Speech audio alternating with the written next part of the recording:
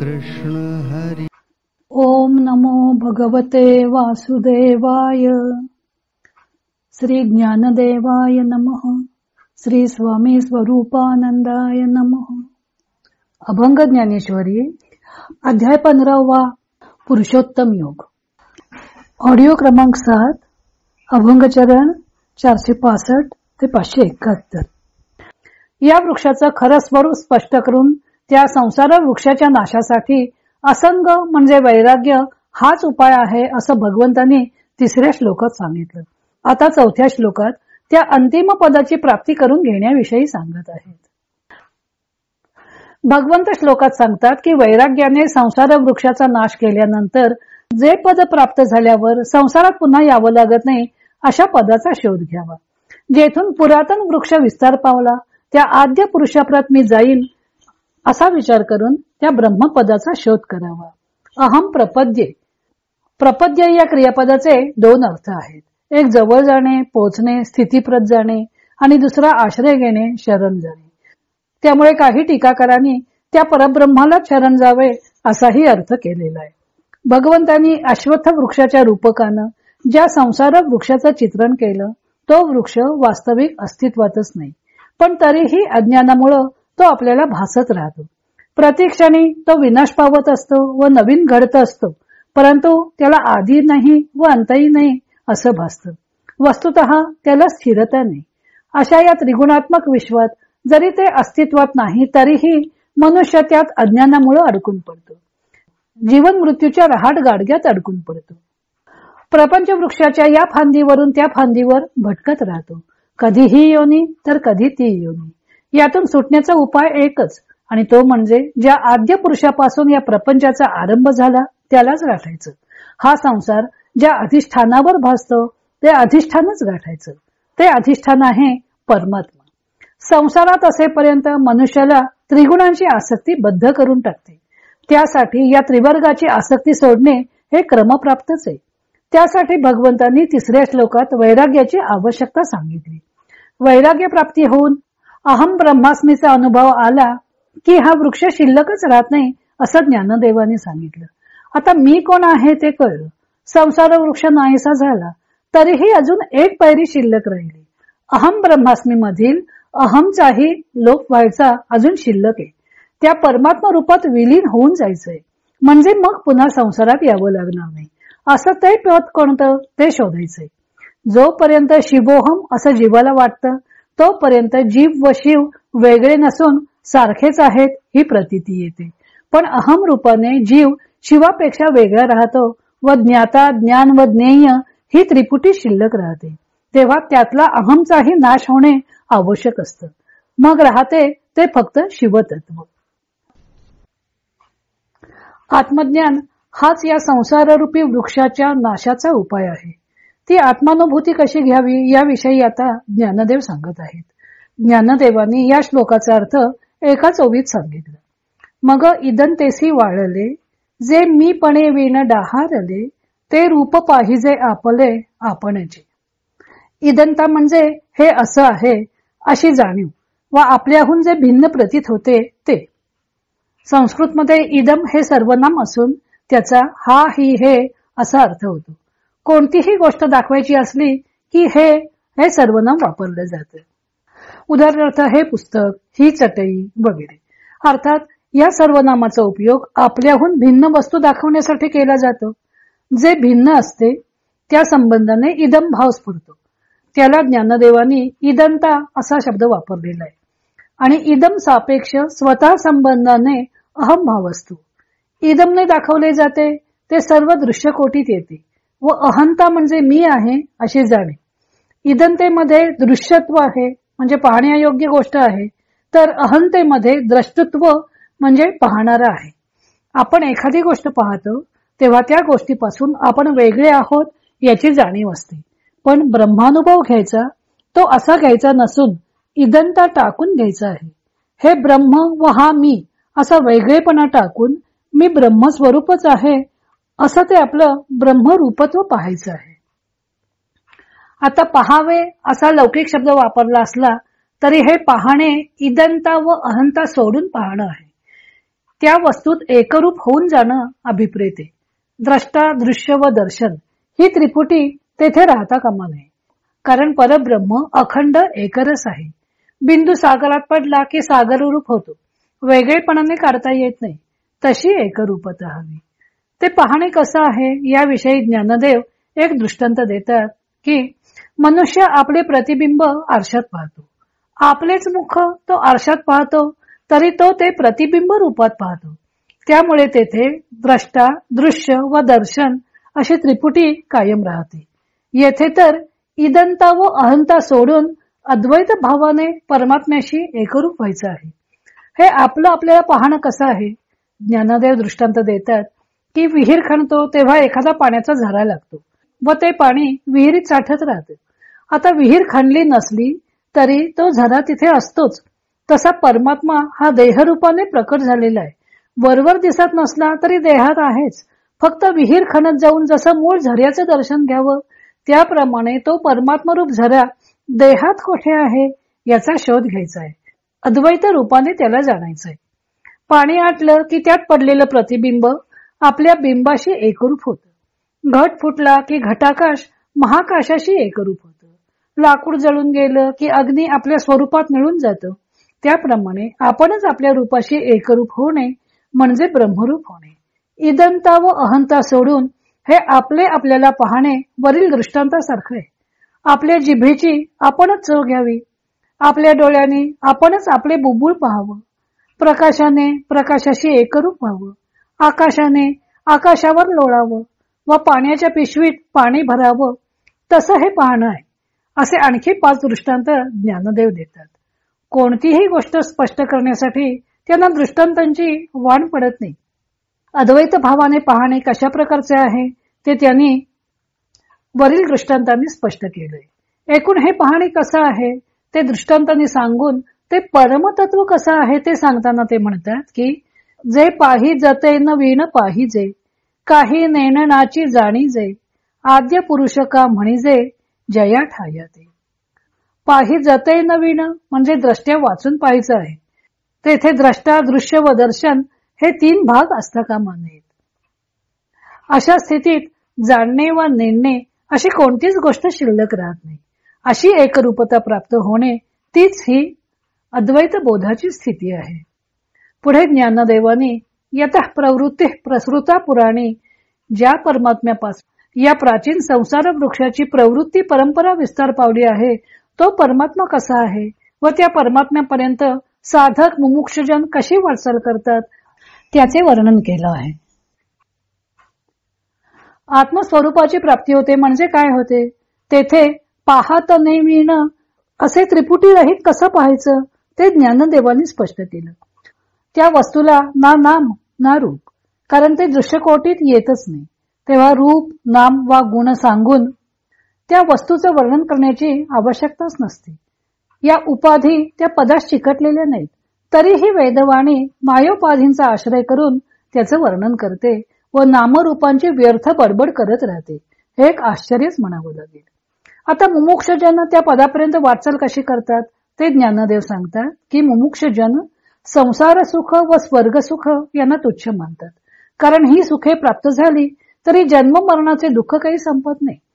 तेव्हा जन्म मरणाच्या चक्रातून सुटायचं असेल तर या सुखांबद्दलची आसक्ती सोडायला हवी हे त्यांना पटलेलं असतं. म्हणून तशी पैजा घेऊन म्हणजे प्रतिज्ञेवारी ते योग व ज्ञान यांचा आश्रय करतात. विवेक व दृढ वैराग्य यांच्या बळावर ते संसाराच्या वेगापेक्षाही जास्त वेगाने पुढे पळत जातात. संसार वृक्षाचा शेवटचा टप्पा गाठतातच, पण त्याही पुढे जाऊन ब्रह्मपदाचा कडा ओलांडून जातात. ते ज्ञानी आपल्या अहंतादी भावांना निःशेष सोडून देतात व आपल्या मूळ पदापर्यंत पोचतात.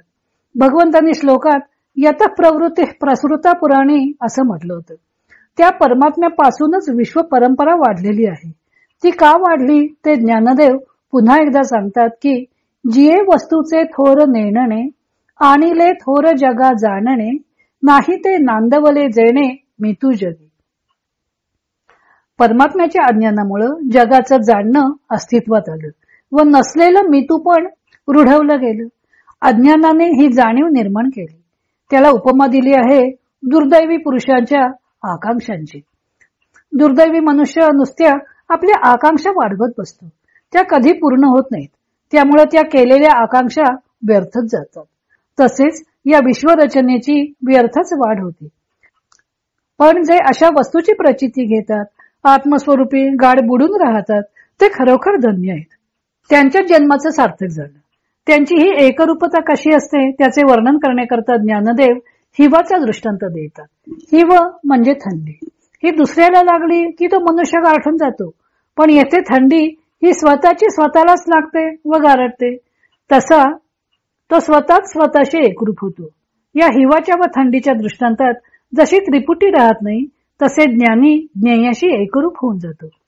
भगवंतांनी श्लोकात सांगितलं आहे की यस्मिन गतान निवर्तन्ति भूयः.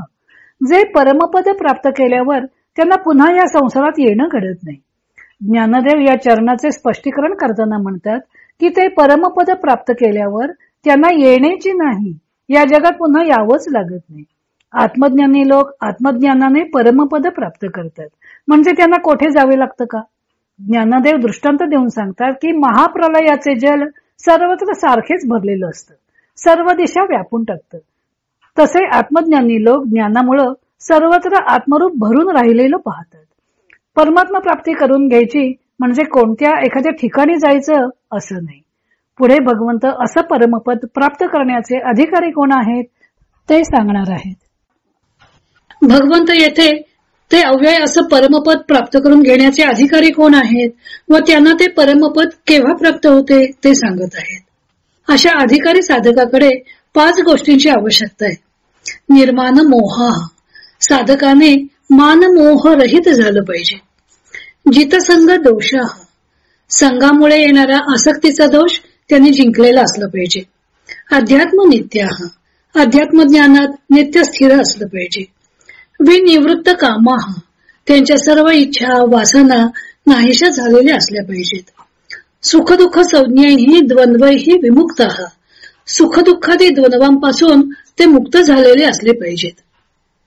भगवंतांनी दुसऱ्या अध्यायात त्रैगुण्य विषयो वेदा या श्लोकामध्ये निस्त्रैगुण्य, निर्द्वंद्व, नित्य सत्वस्थ, निर्योगक्षेम व आत्मवान हे अंतिम सिद्धी प्राप्त करण्याचे 5 टप्पे सांगितले होते.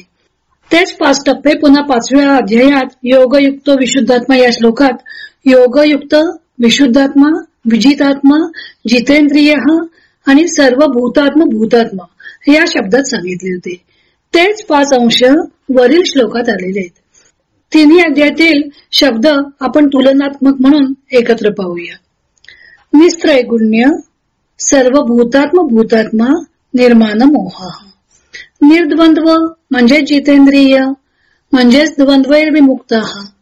नित्य सत्वस्थ, विशुद्धात्मा आणि जितसंग दोष. निर्योगक्षेम म्हणजेच योगयुक्त, म्हणजेच विनिवृत्त कामा. आत्मवान म्हणजेच विजितात्मा, म्हणजेच अध्यात्म नित्य. या 5 भूमिका मोक्षस्थान गाठण्यास चढून जाव्या लागतात. या 5 भूमिका या श्लोकात विशेषणाने सांगितलेल्या आहेत. मोक्षपदाची योग्यता अंगी येण्यासाठी साधकाने प्रथम द्वंद्वातीत झाले पाहिजे, ही पहिली पायरी झाली. ती द्वंद्वैर विमुक्त या विशेषणाने दाखवलेली आहे. आसक्ती व तज्जन्य दोष जिंकल्याशिवाय नित्य सत्वस्थ होता येत नाही. ती भूमिका जितसंग दोष या विशेषणाने सांगितली आहे. निर्योगक्षेम व्हायचे म्हणजेच सर्व काम दूर व्हायला हवेत. ती भूमिका विनिवृत्त कामा या विशेषणाने दाखवली आहे. अध्यात्म नित्य या पदाने आत्मज्ञान प्राप्ती सुचवली आहे. दुसऱ्या अध्यायात त्यासाठी आत्मवान शब्द योजला होता व निर्माण मोह या विशेषणाने निस्त्रैगुण्य दाखवले आहे.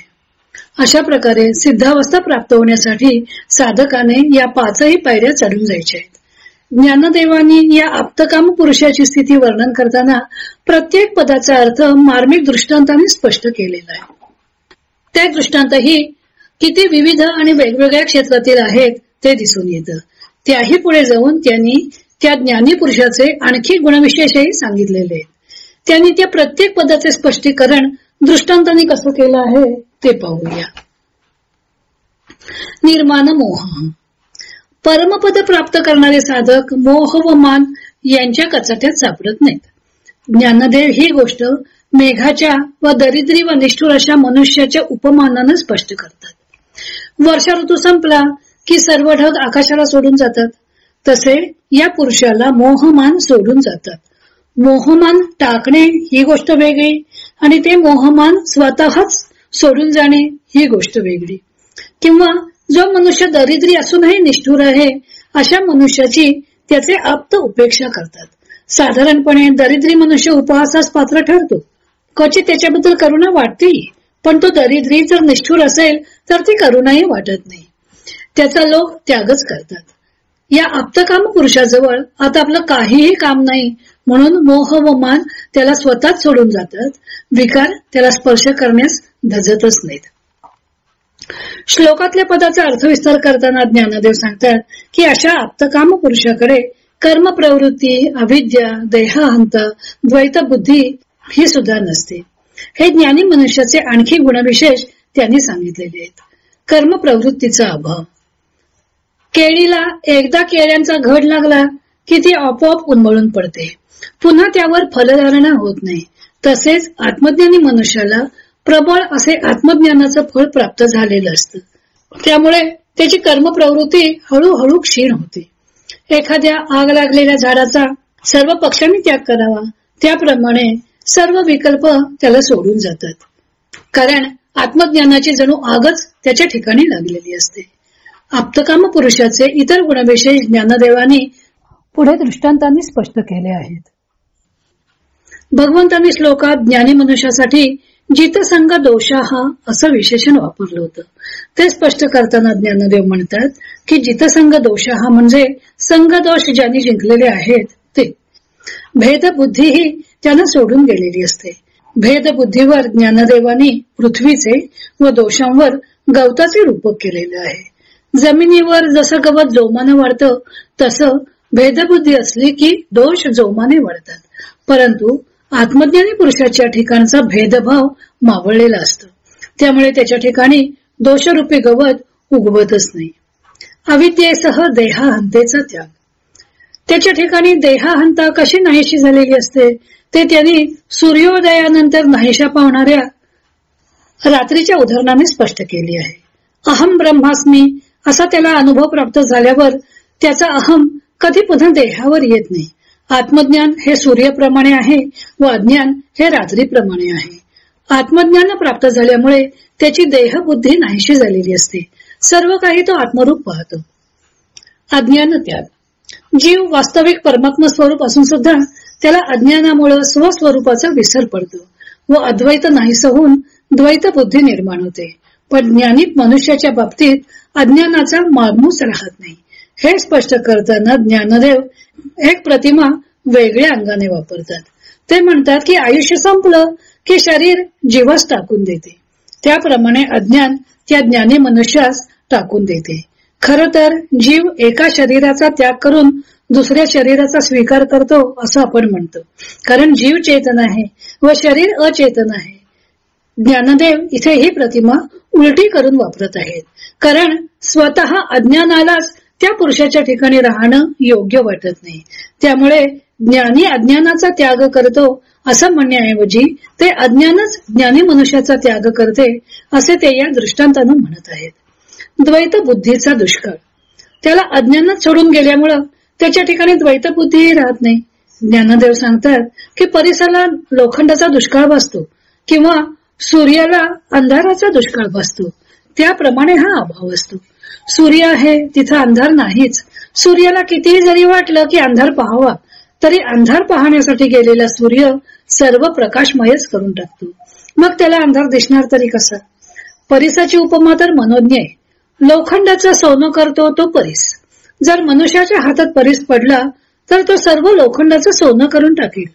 पृथ्वीवर लोखंड औषधापुरतही राहणार नाही. त्याला जसा लोखंडाचा अभाव असावा त्याप्रमाणे त्याच्या बाबतीत द्वैत बुद्धीचा दुष्काळ असतो. समभाव. द्वैत बुद्धीचाच दुष्काळ असल्यामुळं त्याच्या ठिकाणी समबुद्धी उदय पावलेली असते. त्यामुळे सुख दुःख, मान अपमान वगैरे द्वंद्वे अथवा परस्पर विरुद्ध भाव त्याच्या ठिकाणी नसतात. जसं स्वप्नात राज्यप्राप्ती झाली अथवा मृत्यू आला म्हणून आनंदित व दुःखित होणाऱ्या जीवाला जाग आल्यावर कळून येतं की राज्य व मृत्यू सर्व काही खोटच होतं. झोपेचा अंमल असल्यामुळं आपण हे स्वप्न पाहत होतो. त्याचप्रमाणे त्या जीवाला ज्ञानाची जागृती आलेली असते.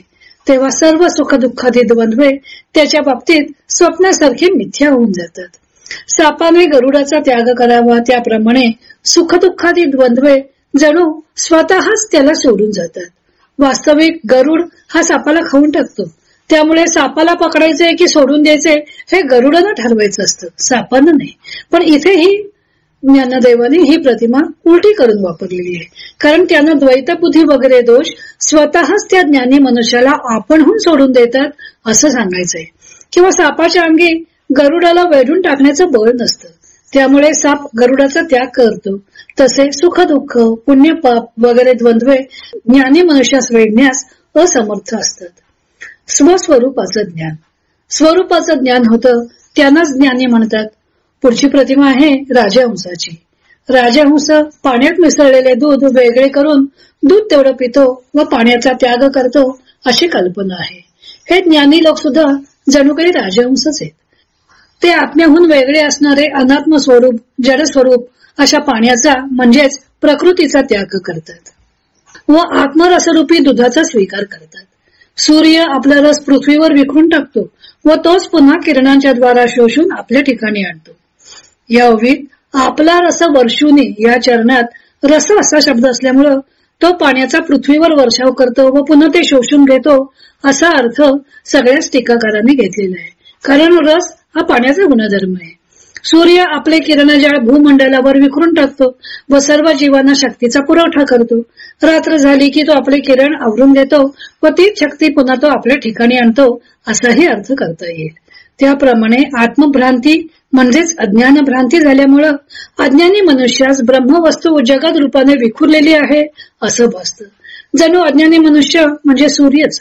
तो आपली अज्ञान किरणे सर्व ठिकाणी फाकवतो व आत्मवस्तूला जगत रूपाने विखरून टाकतो. ज्ञानदृष्टी आली की त्या अज्ञान सूर्याचा अस्त होऊन जातो व तीच विखुरलेली किरणे पुन्हा त्याच्या ठिकाणी येतात. पुढे आणखीही काही दृष्टांतांनी आत्मज्ञानी मनुष्याचं वर्णन ज्ञानदेव करत आहेत. ज्ञानदेव आत्मज्ञानी मनुष्याचे वर्णन करताना पुढे म्हणतात की गंगा समुद्राला मिळाली की ती तद्रूप होते. तसा ज्ञानी लोकांचा विवेक आत्म्याच्या निश्चयामध्ये तद्रूप होतो. आत्मानात्म विवेक करून ते राजहंसासारखे आत्मवस्तूचा स्वीकार करून अनात्म वस्तूचा त्याग करतात. त्यांचा हा विवेक अखंड जागृत असतो. ही गोष्ट ते गंगेच्या उदाहरणाने स्पष्ट करतात. ज्ञानी मनुष्याला कोणतीही इच्छा कशी नसते ते ज्ञानदेव आकाशाच्या दृष्टांताने स्पष्ट करतात. आकाशाप्रमाणे परमात्मा सर्वांना व्यापून राहिलेला आहे. ज्ञानी मनुष्य सुद्धा परमात्ममय झालेला असल्यामुळं सर्वांना व्यापून राहतो. त्याच्या ठिकाणी पूर्णत्व येतं. आकाशाला सर्वत्र व्यापून असल्यामुळं एका ठिकाणाहून दुसऱ्या ठिकाणी जाण्याचे प्रयोजनच राहत नाही. तसेच ज्ञानी विश्वात्मक झाला असल्यामुळं त्याच्याकडे वासना इच्छा आकांक्षा या राहतच नाहीत.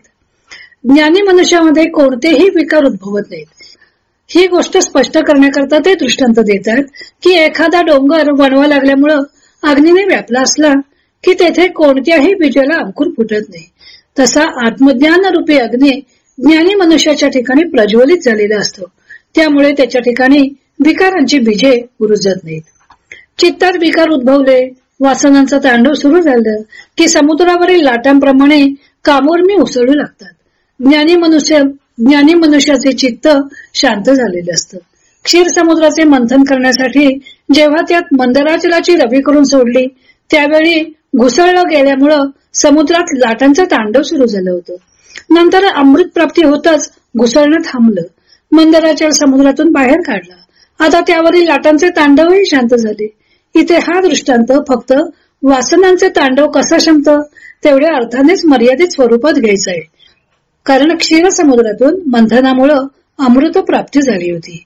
येथे कामोर्मीच्या उसळण्यामुळे अमृत प्राप्ती होणार नाही. या दृष्टांतामधून त्यांना फक्त विकारांमुळे मनुष्याचं चित्त कसं प्रक्षुब्ध होतं ते सांगायचंय. पूर्णचंद्र आकाशात उगवला की तो कोणत्याही अंगाने कमी भासत नाही. सर्व कला त्याच्या ठिकाणी विकसित झालेल्या असतात. तसाच हा ज्ञानी पुरुष आत्मज्ञान कलेने वाढत जाऊन पूर्णत्व पावलेला असतो. सर्व विकार शांत झालेले असतात.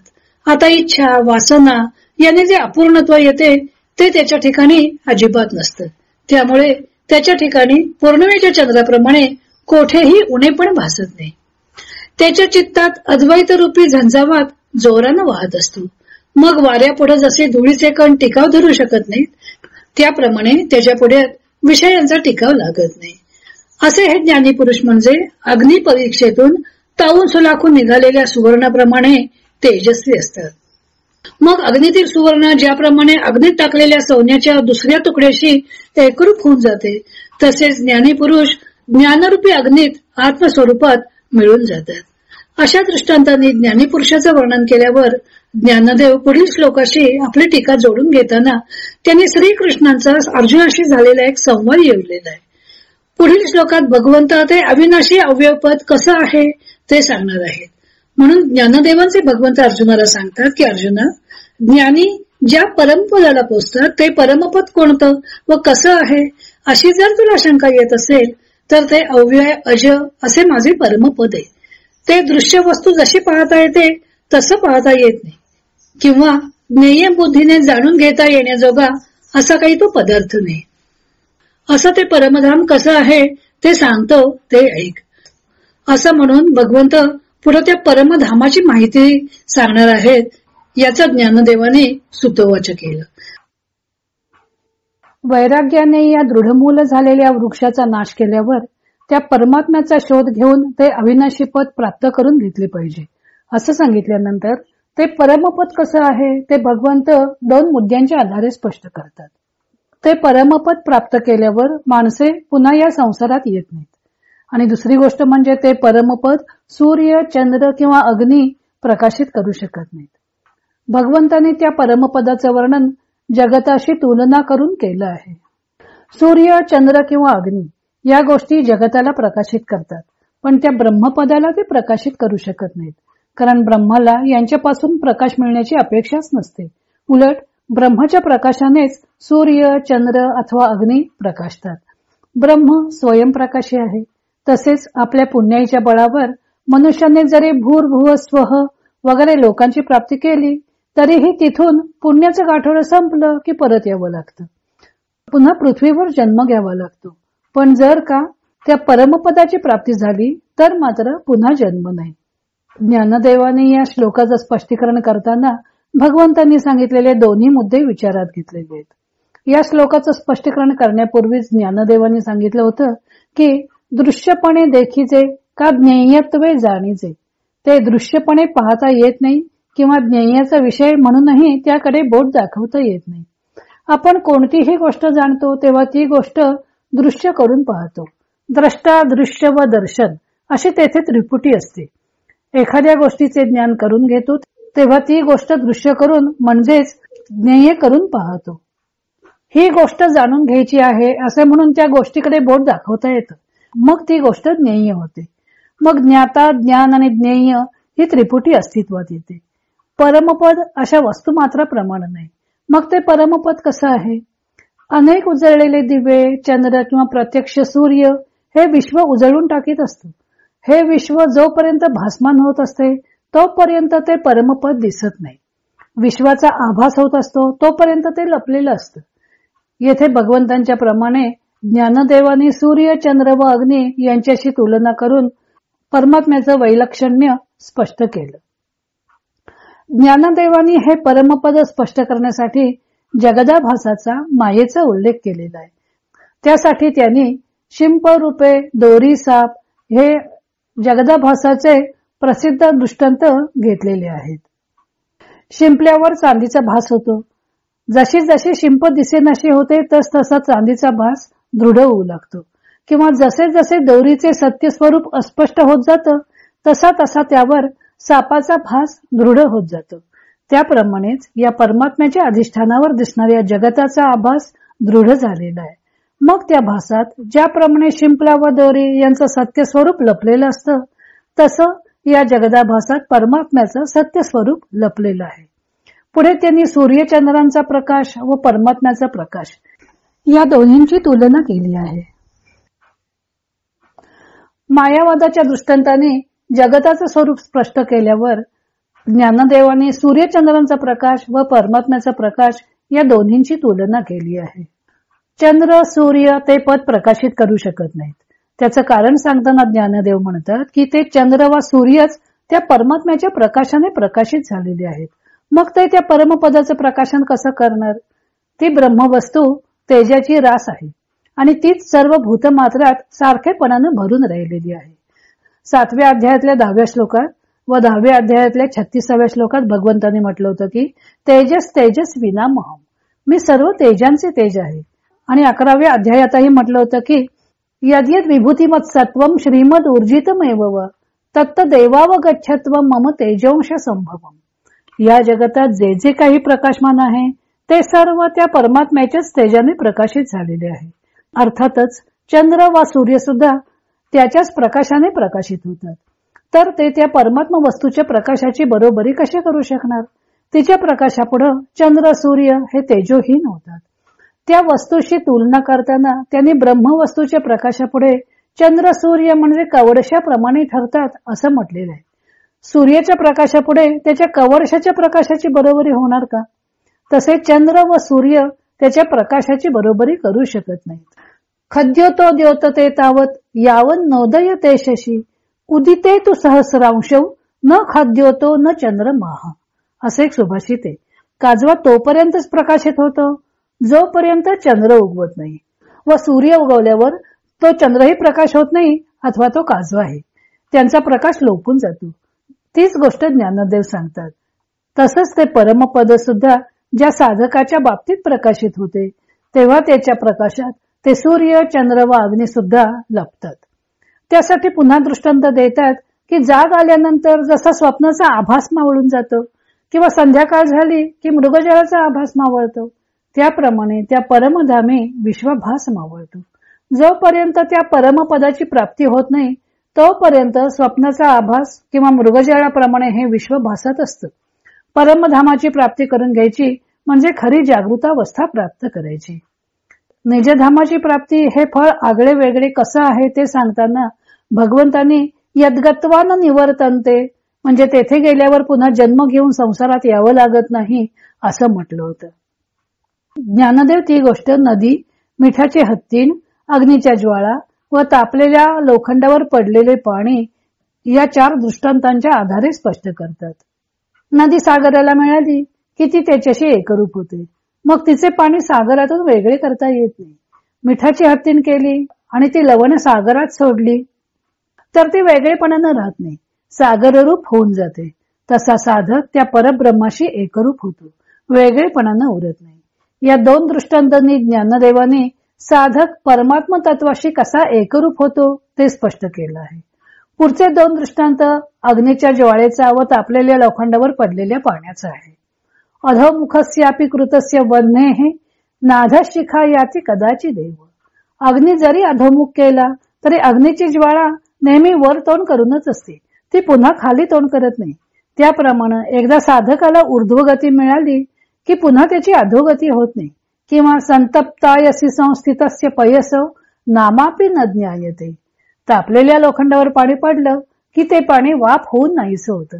त्याप्रमाणे या साधकाच्या पुनरावृत्तीचा मार्गच खुंटतो.